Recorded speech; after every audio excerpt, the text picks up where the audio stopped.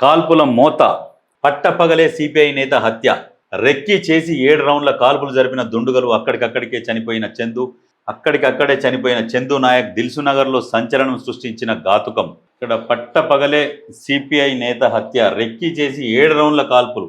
అయితే వివరాల్లోకి వెళ్తే, పట్టపగలే సిపిఐ నేత చందు నాయక్ను కాల్చి చంపారు దుండగులు. పక్కగా రెక్కి చేసి మార్నింగ్ వాక్ ముగించుకొని పార్కు నుంచి బయటకు వస్తుండగా ఈ ఘాతుకానికి ఒడిగట్టారు.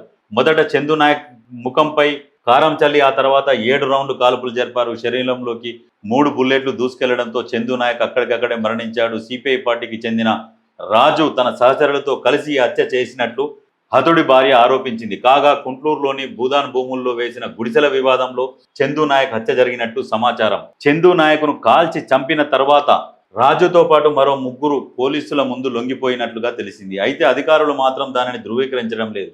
నిందితులు ఇంకా దొరకలేదని చెబుతున్న అధికారులు వారిని పట్టుకోవడానికి 10 ప్రత్యేక బృందాలను రంగంలోకి దింపామని అంటున్నారు. దిల్సుఖ్ నగర్లో సంచలనం సృష్టించిన హత్య వివరాలు ఇలా ఉన్నాయి.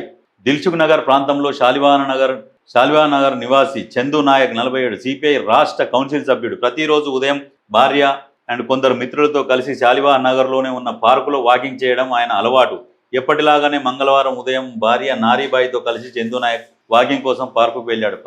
ఉదయం 7:30 సమయంలో వాకింగ్ ముగించుకొని పార్కు నుంచి బయటకు వచ్చాడు. భార్య ఆయన కన్నా కొద్దిగా ముందు బయటకు వచ్చింది, ఇంటి వైపు బయలుదేరింది. కాగా చందు నాయక్ పార్కు నుంచి బయటకు రాగానే అప్పటికే కాపు కాసి ఉన్న 4 వ్యక్తులు ముందు ఆయన ముఖంపై కారం జల్లి తర్వాత కాల్పులు జరిపిరు.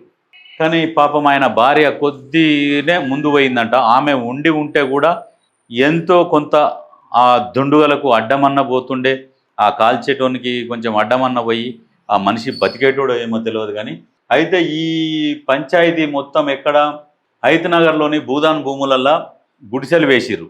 భూదాన్ యజ్ఞ బోర్డు భూములు కొన్ని 1000 ఎకరాలు ఉన్నాయి. అప్పుడు భూస్వాములు భూదాన్ యజ్ఞ బోర్డుకు దానం చేసిర్రు. ఆ భూమి ఏంటంటే లేని వారికి భూమి ఇవ్వాలని చెప్పేసి ఒక సంకల్పంతో వాళ్ళ ట్రస్ట్ను స్థాపిస్తే ఆ ట్రస్ట్కు సంబంధించిన భూములు రాజకీయ నాయకులు కబ్జాలు చేసిరు. ఒక మాజీ మంత్రి హైతనగర్ ప్రిన్సెస్ మండలంలో 200 ఎకరాల భూమి వాళ్ళ చేతుల్లో ఉన్నది.